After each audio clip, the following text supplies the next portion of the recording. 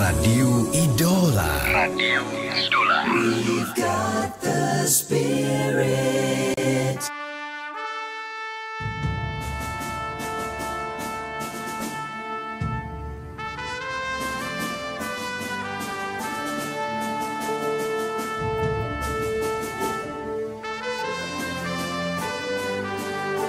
Kembali Anda ikuti Journey to Success on Stage yang mengangkat topik inspirasi bagi negeri, mendorong lahirnya para legenda.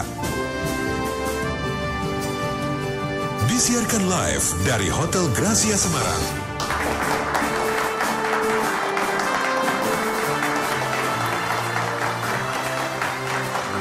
Baiklah, kita lanjutkan kembali. Terima kasih yang masih setia terus. Dari yang hadir, saya lihat ada Direktur Umum Bank Jateng, Bapak Rajim. Terima kasih sudah hadir, tepuk tangan. Terima kasih ya Pak. Kelompok dari Bank Jateng juga banyak pendengar-pendengar setia Radio Idola yang hadir di sini. Dari Sriwijaya Air juga ada Pak Budi Sasongko, District Manager Semarang. Kemudian dari mana lagi ya? Oh banyak sekali nih yang hadir. Kita akan lanjutkan, nanti ada waktu saya kasih sesi untuk Anda yang sudah menyempatkan diri hadir di Hotel Gracia ini untuk ikut acara ini, bertanya langsung kepada para narasumber kita, para bupati. Topik kita itu adalah inspirasi bagi negeri melahirkan para legenda. 4 orang yang Radio Idola memberikan karpet merah pada 4 bupati ini dari catatan Radio Idola. 4 tokoh ini kok ya kebetulan bisa hadir juga di sini, berarti memang diridhoi nih kehadirannya. Mereka ini memiliki sesuatu yang bisa jadi inspirasi dari prestasi-prestasi yang sudah dicapai, membangun daerahnya, usaha-usahanya sebagai seorang bupati. Nah, saya akan satu putaran lagi ya dengan para bupati ini. Kemudian putaran berikutnya dari Bapak dan Ibu yang ada di sini ke Pak Nurdin, Pak. Jadi sebetulnya apa yang menjadi titik perhatian Pak Nurdin sekarang ketika sudah menjadi bupati? Permasalahan apa yang paling krusial 71 tahun Indonesia merdeka sekarang ini Bapak lihat? Yang menurut Bapak nih perlu menjadi perhatian juga bagi kita semua. Ya baik, saya kira karena saya berada di sebuah kabupaten yang mayoritas penduduknya itu adalah petani.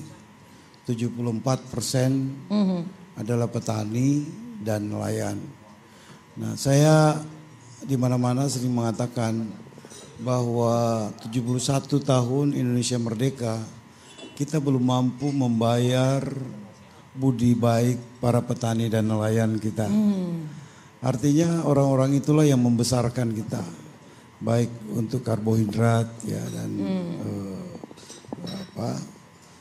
dan secara jujur saya ingin mengatakan bahwa sebagai negara agraris seharusnya petani itu harusnya lebih kaya dari kita, ya para pegawai dan sebagainya. Nah itulah yang saya coba, bagaimana Bantaeng ini betul-betul menjadi sebuah petani yang profesional. Yang bukan hanya menanam untuk mereka makan, tapi mereka menanam untuk memenuhi kebutuhan manusia. Dan orientasi pada pasar. Jadi kami Kabupaten Bantaeng itu adalah sebuah kabupaten kecil. Jadi kita mencoba untuk mensinergikan program Provinsi Sulawesi Selatan yang targetnya adalah surplus beras, surplus jagung. Jadi Bantaeng sebagai salah satu penyangga benih. Karena jujur saja kemiskinan yang terjadi di Bantaeng salah satu pemicunya adalah semuanya diinput dari luar. Jadi kita tidak pernah berpikir menghasilkan sendiri ya. Ya, tidak pernah kita berpikir bagaimana membangun kemandirian. Ya. Nah, seperti misalnya bantuan benih langsung. Itu kan tingkat pertumbuhannya rendah. Iya.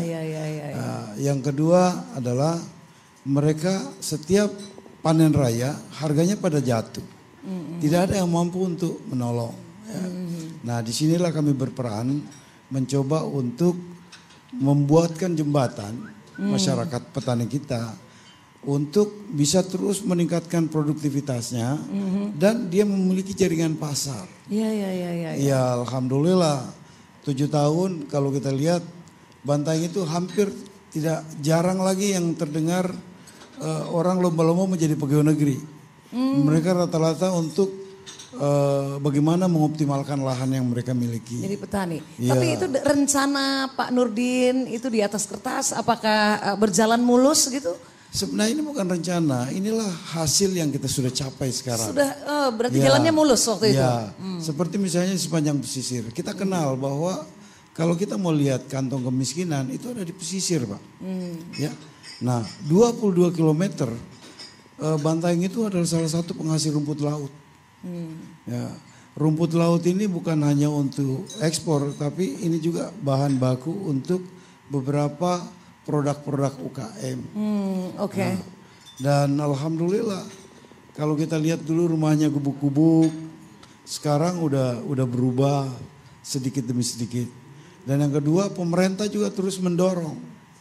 Jadi nelayan-nelayan yang belum berdaya, kemarin kami mendapat bantuan 100 unit rumah. Iya. Kita sisir lagi masyarakat nelayan yang masih tinggal di bawah kolong-kolong rumah.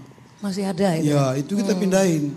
Jadi pemerintah menyiapkan lahan 120 meter persegi per kakak. Oke. Ya, itu kita bagikan cuma-cuma. Nah, sehingga boleh dikata hampir kita tidak menemukan lagi rumah-rumah kumuh yang ada di pesisir. Oh ya udah nggak ada lagi. Dan juga salah satu masalahnya kan mereka sebenarnya usahanya bankable, tapi mereka kan tidak punya agunan. Nah, jadi rata-rata mereka itu lebih mempercayai rentenir, dia lebih gampang dapat duitnya, tapi susah di kemudian hari kan, karena bunganya yang terlalu tinggi. Nah APBD kita alokasikan untuk badan usaha milik desa untuk mendorong itu. Dan kita mendirikan kedai pesisir, ya. Jadi semua kebutuhannya untuk rumput laut itu bisa diambil di kedai. Dan pada saat panen barulah dia mengembalikan. Ya. Akhirnya sampai sekarang ini udah nggak ada orang miskin lagi dong di Bantaeng. Bukan tidak ada orang miskin, tetapi kita sudah menuju sejahtera. Oh sedang menuju sejahtera. Dan rata-rata yang rentenir itu, bos-bos rentenir itu pegawai semua. Oh akhirnya ya. Jadi saya kasih jadi pejabat Pak, supaya dia berhenti menjadi rentenir. Oh oke. Nah, mungkin juga di pedesaan itu kan sistem ijon ya, Mas. Sekarang udah hilang. Oke. Pak Mus di Kudus gimana di Kudus? Pak Mus sudah 2 periode. Oh my God. Apakah semua yang direncanakan kerja-kerja itu berjalan dengan lancar? Apa sih sebenarnya tantangan terbesar untuk menggolkan setiap program kerja itu Pak? Baik Mbak Nadia, sebenarnya kalau tadi saya mendengar Mas Yoto, Mas Yoyo ini candanya canda yang luar biasa ya. Maka saya tidak mau serius deh sekarang, yang santai-santai saja.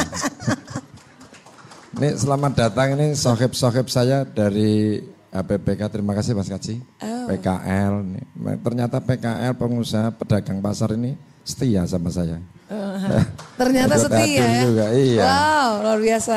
Baik, jadi sesungguhnya begini. Kalau tadi beliau sudah menuju ke sejahtera, kalau saya dulu slogan saya itu saatnya rakyat sejahtera. Dan sekarang ini semakin sejahtera. Kebutuhan faal semua sudah terpenuhi karena apa? Di saat 4 pilar yang telah saya sampaikan pada ketika periode pertama, bahwa saya prinsip orang mulai lahir sampai meninggal saya urus. Lahir dulu belum zaman akta kelahiran gratis, saya sudah gratis. KTP belum online di desa, saya sudah online di desa. KTP lahir jadi di kecamatan. Jadi KTP itu jadi di kecamatan, artinya mundur. Nah ini online di desa itu sudah jalan. Yang kedua bahkan sampai orang khitan saja itu Mbak Nadia, sunatan. Iya. Kalau warga Kudus cukup ngasih tahu harinya dijemput. Oh.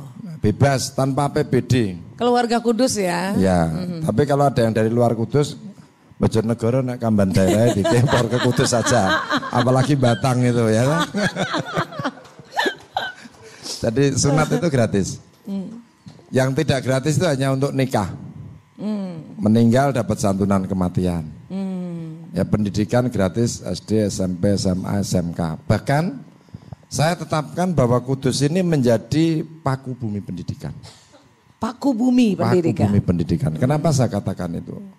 Karena saya berpikir hanya satu, bahwa di Republik ini tidak akan bisa merubah satu kemajuan anak bangsa kalau tidak dilandasi pendidikan yang baik. Maka saya sangat bangga sekali saya bisa berjajar sama saudaraku ini, Prof. Nurdin ini. Ya, saya senang sekali. Ternyata sesuai dengan janji Tuhan. Yang dinaikkan derajatnya itu karena ilmunya. Nah, maka saya mohon maaf Prof ini. Jadi kalau saya katakan ini, bagaimana kita merubah mindset, bagaimana semua orang harus belajar. Belajar. Nah, dari belajar itu saya berpikir, kalau belajar stylenya model dengan APBD, struktur berpikirnya, bagaimana sih belajar ini bisa baik?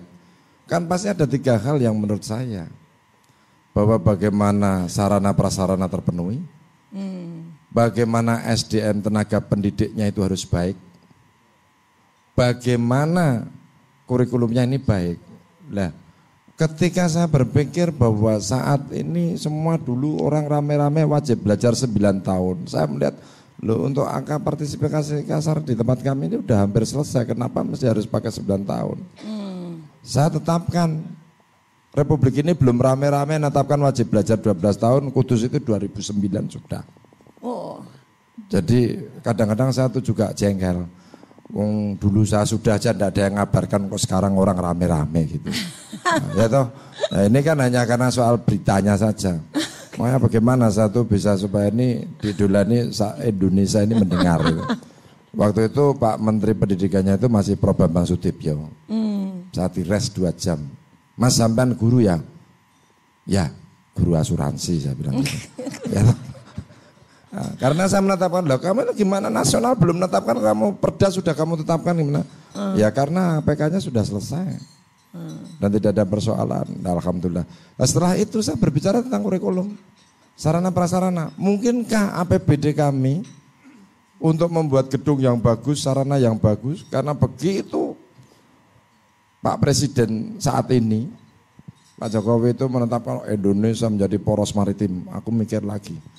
Ya aku gak duit laut, tapi aku kepengen nguasai laut. Udah deh, saya bikin sekolah maritim.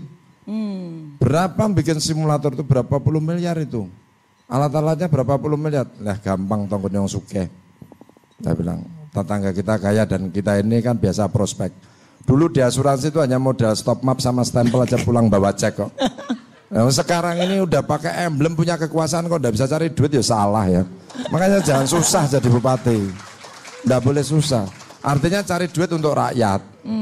Jadi saya berpikir bagaimana saya menghadirkan Sumitomo Bank, bagaimana saya menghadirkan Bank Mandiri, bagaimana BNI. Lah ini saya ada 14 sekolah SMA, SMK yang dibiayai non APBD dan sekarang menjadi unggulan. Mulai dari maritim, mulai dari Cisco untuk jaringannya, mulai dari animasi yang sekarang ini kalau maka saya sudahlah ini Mas Oto mau sampai di sini karena jalan proses pendidikan dan ini juga serumpun sama saya. Jangan buru-buru kontur lah ke Kudus lah, tengoklah Kudus. Nah, sama abang kita ini ya. Nanti ke sana lah, udah jauh-jauh dari Bantaeng ke Kudus ya. Dari mana Bantaeng? Bantaeng kan. Nah, ini apalagi lah ini saya berharap begitu. Mulai kuliner semuanya 14 sekolah ini tanpa APBD 1 sen pun. Berapa triliun? Wah orang ngitung ya. Enggak ngitung. Yang penting bagaimana.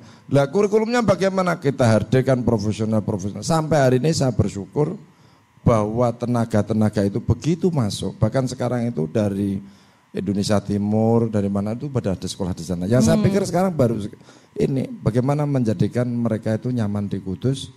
memberikan tempat yang nyaman sehingga mereka tetap orang tua ini percaya bahwa Oke. belajar di Kudus akan lebih baik. Ini satu. Yang kedua, bahwa kalau bicara kebutuhan masyarakat, kalau tadi sarana prasarana saya bersyukur Pak bahwa di sini di Kudus ini sarana prasarana juga cukup baik karena wilayahnya yang sempit dan juga cukup bisa memadai walaupun dari tahun ke tahun dan akhirnya juga banyak keterlibatan para stakeholder ini juga care terhadap kita karena dengan segala keterbukaan ini. Dan yang lebih amat penting itu satu, bahwa kami sekarang kalau sudah pendidikan gratis, kesehatan gratis, dan tadi saya mendengar barangkali ini ada manfaatnya Pak Nurdin, kalau Bapak tadi memberikan kredit dengan APBD lewat BUMDes, saya itu ada ide dan sudah jalan. Dan kebetulan panglimanya di sini nih, Pak Direktur Umum BPD ini. Nah, saya kerjasama lewat dengan Jam Gerindu, walaupun sekarang itu agak tersendat-sendat. Nah, tapi saya sekarang karena ini program ini karena sudah milik negara dan semuanya sudah ada program baik, ada yang namanya kredit usaha produktif. Kredit yang tidak menggunakan jaminan, tetapi tidak menggunakan APBD. Ini sudah jalan dan ini dampaknya luar biasa. Bahkan UKM-UKM yang ada di Kudus, PKL ini maka sampai setiap pada ikut hadir ini, bahwa saya pikir sampai saya buat namanya hari jadi PKL. Hari jadi PKL. Pokoknya 5 Januari itu pestanya PKL. Kudus tutup kabeh nggo PKL kabeh saya bilang. Nah, ini sehingga apa? Saya kata karena apa? Bahwa ekonomi kerakyatan ini menjadi kata kunci. Di Indonesia kayaknya cuma satu-satunya tuh yang ada hari jadi PKL Kudus. Halo saudara-saudaraku, tolong kalau ingin mau belajar PKL di Kudus, karena di Kudus nanti untuk kita rayakan tanggal 5 Januari hari PKL. Dan ini udah tahun ketiga atau tahun keempat ini. Dan ini semuanya bahwa dengan cara seperti ini, pertama kebutuhan faal ini sudah terpenuhi, sarpras baik, pendidikan juga ini, dan sekarang ini bahkan kalau kemarin ada verifikasi tentang BPJS, ada BPJS palsu, alah udahlah enggak usah repot-repot, cah Kudus kok bingung. Kalau mau di rumah sakit kelas 3 itu udah gratis. Pak, kalau KTP saya belum jadi gimana Pak? Udah pakai SMS-nya Pak Bupati. Sakti. Cukup. Itu aja. Ini. Maka nomor telepon Pak Bupati, saya telepon mulai dari asuransi. Saya dulu juga pernah di DPR Mas Oto, sebentar. Pernah sih. Pernah. Tapi ternyata DPR itu tukang ngomong bener juga. Tapi saya hanya jadi pendengar dulu. Nah itu. Di provinsi. Makanya kalau mau jadi bupati jadi DPR provinsi, kecuali yang tidak mau jadi bupati dijadikan bupati Mas Yoyo ini. Cuman karena ya kami bukan tentara, TNI tentara ngeri tuh ya. Nah, ini kalau tentara kan ngeri ya tuh. Maka saya pikir kelebihan masing-masing ini justru saya ingin banyak belajar nanti bagaimana untuk memberdayakan lingkungan seperti Prof. Nurdin ini, bagaimana sikap yang bagaimana Pak Yoyo. Dan saya kalau cerita lama itu dulu sebenarnya jadi bupati itu apa toh? Saya bersyukur Pak Yoyo itu masuk Akmil punya cita-cita yang terlaksana. Saya dulu cita-cita saya itu satu, sore pulang sekolah. Gitu. Ini jengkel. Oh mau nengok pintu bupati aja kok enggak boleh. Dan itu tetangga saya Mbak Nadia. Namanya Pak Sabar. Gitu. Oh nanti sore untuk delok pintune. Terus saya jengkel. Corone dadi bupati piye ya? Dadi tentara dulu. Daftar tentara enggak lulus Mas. Asem aku Akmel kita ranking orang lulus padahal gedene gede aku. Ya tetap sing lulus sing cilik ya. Lah ini kan repot. Nah, ini ada diskriminasi ini aku pikir. Nopo ini aku. Oh dulu kamu daftar tentara nggak diterima? Karena saya kepengen jadi bupati jengkel mau tengok kabupaten kok enggak boleh. Begitu jadi bupati enggak terima open house Mas. 24 jam iki lho rumah rakyat. Gonen. Saya bilang pakai sunat tak sunatke. Mati tak santuni. Ya toh PKL tak kasih tempat semuanya udah. Dan ini semua kita lepas. Artinya bahwa dengan cara seperti ini ada sebuah kesadaran bahwa kami memang milik rakyat dan semuanya bekerja untuk rakyat. Maka tadi saya katakan, nawa itu saya, bismillah saya, tekad saya ketika saya menetapkan jadi bupati ini untuk memilih jadi bupati. Satu, dendam saya bagaimana supaya saya bisa merubah suasana yang dulu seperti itu bagaimana harus berubah seperti saat ini. Ini yang terpenting. Dan yang kedua kalinya mudah-mudahan dengan kredit usaha produktif dan sekarang juga Pak Gubernur membuat ada mitra 25 MU M2 atau M berapa itu. Lah ini juga semuanya baik saya pikir. Intinya satu, ini semuanya kan kita selalu bekerja bahwa semata-mata untuk rakyat. Mau pakai produk apapun jalan. Dan ini tanpa APBD Pak kita. Dan sekarang ini sudah hampir ribuan dan mudah-mudahan semua bisa berjalan dan sudah teralami di tempat-tempat lain. Itu. Baik, tepuk tangan buat Pak Mustafa, Kang Mus. Pak Yoyo. Dalam perjalanannya kemudian sudah menjalankan peran dan tanggung jawab sebagai bupati. Apa saja Pak yang sudah? Mbak Nadia, Bapak Ibu sekalian saya hormati. Karena senior-senior saya ini sudah gojekan, saya waktunya mau serius. Asik. Lah saya ngomong serius kok malah guyu toh Pak.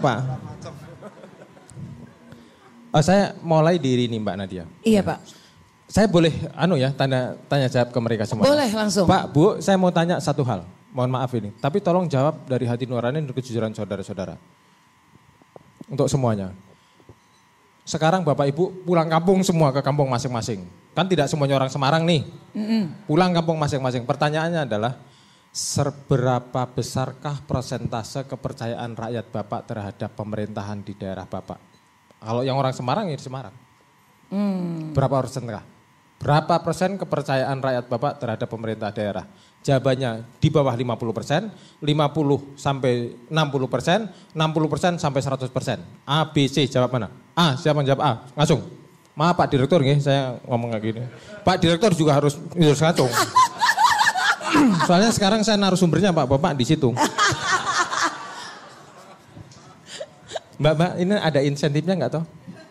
Enggak ada ya? Enggak ada. Oh enggak ada. Saya takutnya kalau ada terus donatur dari BPD punya saya di cancel gitu. Berapa persen? Di bawah 50% ngacung, antara 50 sampai 60 ngacung, 60 ke atas ngacung. A ngacung. A. Jangan ngomong Pak ngacung. A. Ini yang tanya tentara ini harus tegas. Ayo A gitu. Enggak ada A asen, enggak ada A. B. Kok masih tanya lo sampean gitu. B itu antara 50 sampai 60 lah. 60 ke atas itu C. Yang C 60 sampai 100 percaya 100% sama pemerintah. C 1, 2, 3, 4, 5, 6, 7. Yang A berapa persen? A 50 ke bawah. A. B. Anggap C kalah itu. Tapi itulah kenyataannya Bapak Ibu. Jadi maksudnya apa pertanyaan itu? Saya kan belum jawab Mbak. Oke. Bapak Ibu, jadi memang ada fenomena, saya mohon maaf sekali, kepercayaan masyarakat terhadap pemerintah daerah itu sangat kecil, sangat minim. Sehingga masyarakat mau mengadukan apapun kepada pemerintah daerah itu, harus kemana juga nggak tahu. Ini awal saya jadi bupati ya Mbak. Itu yang pertama mencoba saya rubah. Tapi ternyata nggak gampang. Awal tahun saya menerapkan birokrat, entrepreneur birokrat. Wow, gayanya Pol Mbak. Karena saya waktu itu basicnya dagang, tentara dagang. Makanya saya mencoba membawa anak buah saya untuk menerapkan jadi pegawai negeri itu harus berkonsep kayak perusahaan. Menggunakan APBD sekecil-kecilnya tapi bermanfaat dan hasil sebesar-besarnya. Tapi ternyata luar biasa, nggak bisa. Luar biasa. Saya kan nggak terbiasa dengan kayak gitu. Perintah itu ya pokoknya laksanakan. Jih Bapak. Ternyata nggak dilaksanakan. Terus tahun kedua, apa yang harus saya kerjakan nih? Dari semua keterbatasan dan ketidakmampuan saya belum pernah jadi anggota DPR. Hidup dari tentara sama pedagang itu kan ya kayak gitulah. Kemudian tidak pernah berpartai politik dan gak ngerti. Tapi kan saya tahu bahwa kita semua diciptakan oleh Allah Subhanahu wa taala punya otak, punya fikir. Itu adalah modal terbesar dari Allah Subhanahu wa taala. Akhirnya apa? Saya ngambil jalan pintas. Saya datangi kepala-kepala daerah yang luar biasa. Saya ngambil ilmunya di sana. Gimana Mas saya sekolah? Sekolah dari Hong Kong. Ya habis waktunya kalau sekolah saya di sana. Akhirnya apa? Pakai flash disk Pak. Tak colokin sono sini. 5 menit tuntas ilmunya. Wih, keren. Kayak tempat Mbak Risma itu, ilmu yang paling bagus misalkan tentang anggaran, ya, planning, budgeting, masalah anggaran, ya, pengamanan anggaran. Wong masalah ribut karo rane neng Pemda, kalau masalah duit kabeh toh. Saya pakai flash itu tak colok, Slot gitu langsung loading seret. Tak hitung tuh nggak ada 5 menit dan saya nggak perlu pikir kok. Saya nggak perlu keringetan, akhirnya saya bawa ke Batang. Sampai di Batang, sampai kok guyung apa teman? Ini saya serius kok, ya Allah. Setelah sampai di Batang saya tunjuk orang-orangnya. Nih kerjakan ini. Saya tungguin. Orangnya itu. Akhirnya apa? Dikerjakan sama dia. Ternyata tahun berikutnya dapat penghargaannya sama. ISO 27001 tentang pengamanan proyek dan lelang barang jasa yang diterima oleh Mbak Risma. Penghargaannya persis yang saya terima. Wih. Dan di situ nggak ada tulisan di piagamnya itu hasil nyontek di tempat Mbak Risma. Nggak ada Pak, sama persis. Ini tolong dibatasi ketawanya, saya serius Bu. Dan ternyata saya ini menjadi bupati ini kerja dengan beberapa elemen Pak. Elemen pertama anak buah saya tadi. Anak buah saya itu birokrat, bayangkan. Nggak tahu apa-apa, tahu-tahu suruh memimpin anak buah yang ilmunya udah pakai Tai Chi Master. Pakai Tai Chi Master tuh kan nggak kelihatan Pak, pakai tenaganya orang gitu. Kita ngotot kayak gini, dia mau cuman gini-gini doang. Dapat gitu loh. Saya makmu piye toh iki. Tapi saya kembali lagi saya harus bagaimanapun dia adalah tanggung jawab saya. Pemimpin itu tugasnya adalah ing ngarsa sung tulodo ing madya mangkasa tuturi handayane ambek para marto sampean mesti enggak tahu artinya. Dan lain sebagainya. Banyak sekali prinsip dan asas kepemimpinan. Kemudian mereka itu ternyata bekerja dengan menggunakan apa? Menggunakan undang-undang Pak. Apa wae Mas? Perbu, Perda, Juklak, Juknis, peraturan menteri, Kepres dan sembarang kalir ya. Ternyata menggunakan itu dan itu namanya sistem. Sistem terbaik di Republik ini banyak Pak. Kepala daerah, beliau-beliau ini punya inovasi luar biasa. Yang harusnya mereka ini menjadi kunci untuk pengendalian pemerintahan. Kenapa bisa beda-beda? Bupati, persis Pak, plek. Ada wakilnya. Plek, ada DPR. Bahkan uangnya pun sama. Tapi kenapa bisa berbeda-beda? Ini kan aneh Pak. Tapi inilah demokrasi kita, inilah politik kita. Kenapa? Karena untuk menjadi kami ini katanya dites, katanya. Tapi menurut saya tidak dites. Tidak dites. Makanya kenapa saya juga bisa masuk. Buktinya apa? Buktinya sampai sekarang saya belum pernah mendengar calon bupati, wali kota, gubernur sekalipun dites psikotes dan tes kesehatan ada yang gagal. Semuanya lulus. Dari mana itu? Tapi inilah Republik kita. Ini saya mulai serius Pak, tolong perhatikan benar-benar. Tetap. Sampai mana tadi Pak? Nggak tahu, saya perhatikan serius. Masya Allah Gusti. Aku wes ngomong kayak gitu tuh kadang-kadang juga gitu. Emosi. Sampai mana tadi ya? Oh, sampai sistem. Pertama adalah birokrasi, yang kedua dengan sistem. Yang ketiga Pak, ternyata ada pihak ketiga. Pihak ketiga itu siapa? Kontraktor dan yang lain.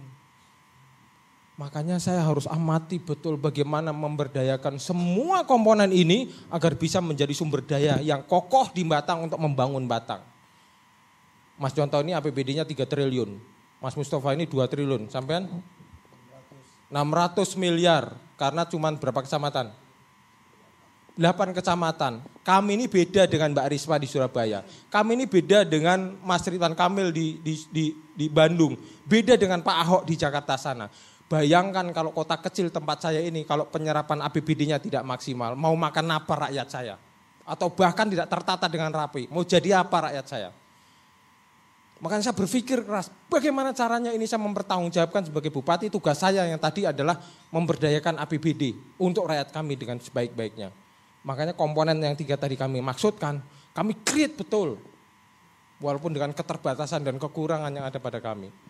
Alhamdulillah, sebetulnya dengan transparansi dan inovasi itu cukup. Transparansi itu apa? Rakyat harus tahu Pak, uangnya mereka. Jadi Pak, Bang BPD, saya matur nuwun Pak. Saya terima kasih sekali dan semuanya aplaus untuk Bang BPD. Bang Jatang. Karena beliau tahun ini memberikan CSR terbesar di Jawa Tengah kepada kami. Walaupun kami sudah minta dari beberapa tahun yang lalu. Tapi nggak apa-apa Pak. Saya maafkan. Karena sudah dikasih. Tapi luar biasa beliau memberikan videotron kepada kami. Karena sampai datang, saya ngerti Mas, kalau jenengan ini memang luar biasa. Tidak ada Bank BPD di Jawa Tengah kalau tidak ada Mas Mustafa. Tidak ada Mas Mustafa di Jawa Tengah kalau nggak ada Bank BPD. Jadi hal yang sangat layak dan wajar kalau apa ngomongnya, gon sampean ora sing meh ulang tahun Januari PKL di bawah Mas Mustafa itu sangat layak dan sangat pas itu. Sangat pas dan sangat layak loh. Wong apanya latar belakangnya apa sampean? Asuransi. Asuransi ya. Iya toh. Jadi wes pas Mas sampean dukung terus ya. Moga-moga bisa jadi gubernur Jawa Tengah beliau. Saya to the point aja Mas. Maksud saya kalau sampean nyalon saya mesti jadi wakil sampean.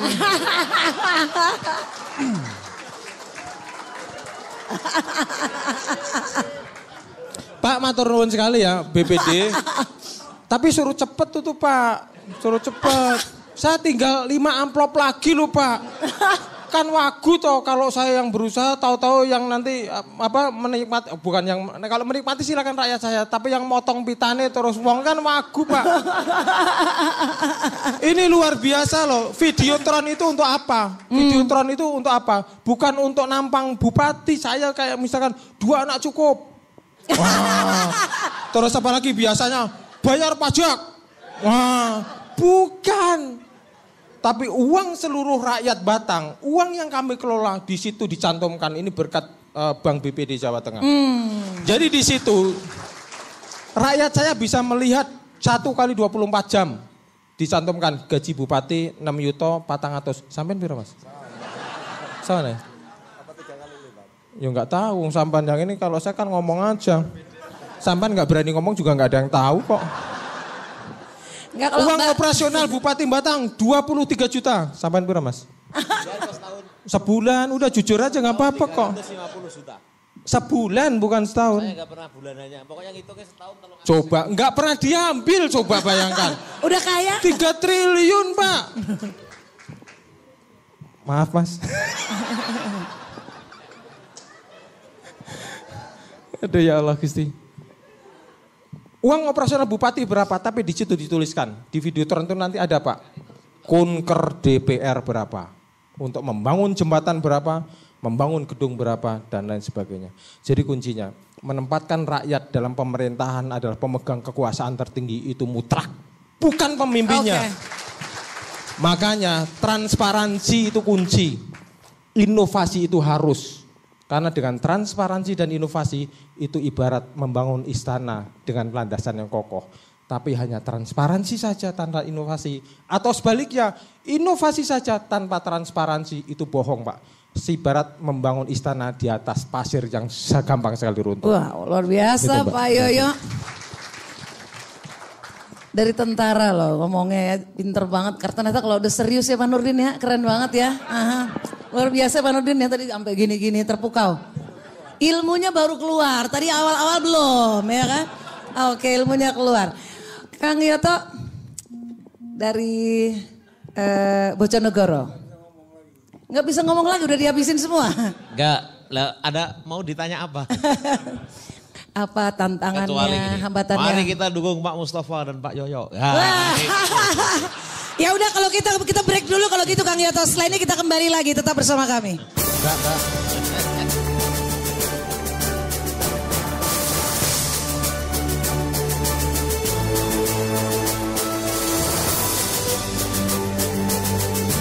Journey to Success on Stage akan kembali sesaat lagi.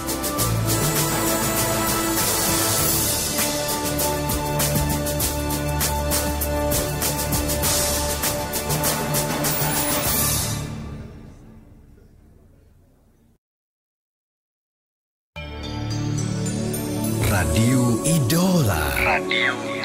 We've got the spirit.